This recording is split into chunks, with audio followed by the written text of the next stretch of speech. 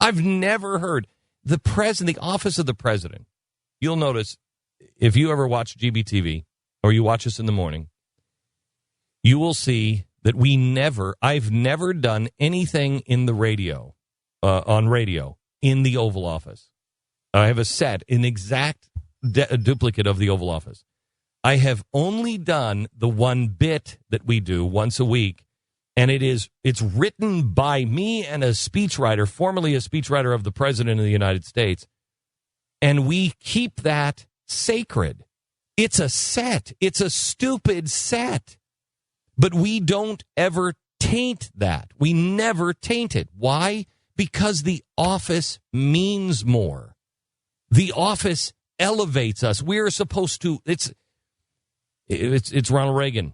Wear a jacket in the office. It deserves a jacket. Show it respect. This president and vice president have so soiled, more so than Richard Nixon, more so than Bill Clinton.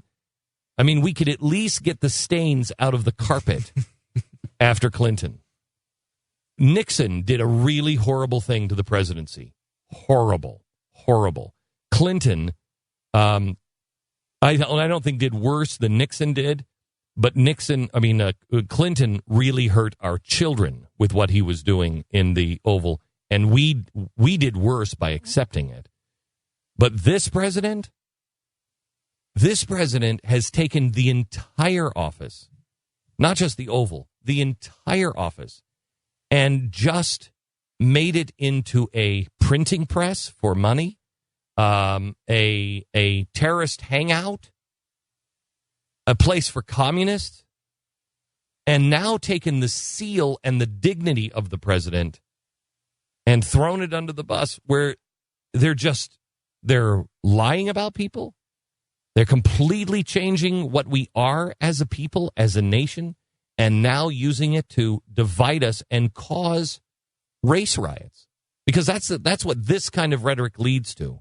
Well, I mean, you talked about something like the terrorist thing you just mentioned. You're talking about people from the Muslim Brotherhood who have come and visited the White House, which have ties to terrorists. Work for this administration. So we've talked about a lot of that stuff before. To me, I mean, when you're talking about the race wars thing, I think a lot of that applies only by their standard. Because, like you've said a million times, this does this and this can enslave you. There's nothing wrong with using that language per se. I don't think that, Alan West, they've talked about Alan West, who has said things like that as well. Well, he's talking about take the chains off of you, which he's talking about, he's using slavery as a metaphor. As a metaphor. That's not what they're saying here. Well, he's talking about Wall Street, right? I mean, he's not talking about literally, people in Wall Street are going to put you in chains. I mean, he's talking about, writing your own rules. They're going to be able to do whatever they want. And who put, and I say this with the Republicans having an equal amount of blame in this.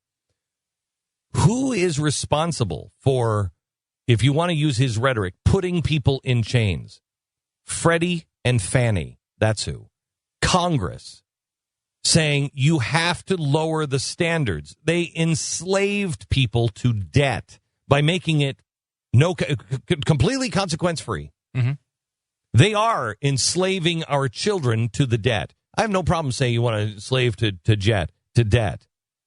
But if you want to talk about chains, Mr. President, you have put chains around, as we talked about yesterday with that piece from Walt Disney. Walt Disney was rejected by 3 banks in 1953 on his idea of Disneyland. He couldn't get the financing. He couldn't get his own people in his own company to back this idea of Disneyland in 1953. By 1955, Disneyland was open. You want to talk about slavery or enslaving people, you're doing it with your regulation. So how is it that if Mitt Romney was for deregulation, those are more chains? Those are more chains? No.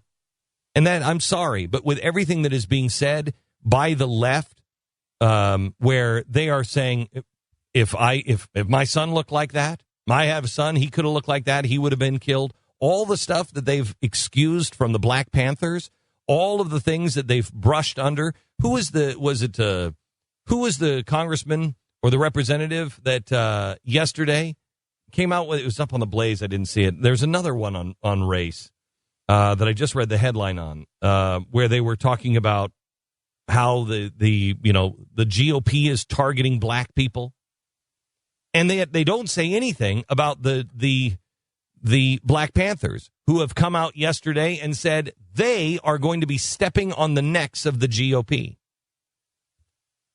These guys are starting a race war. They're trying to.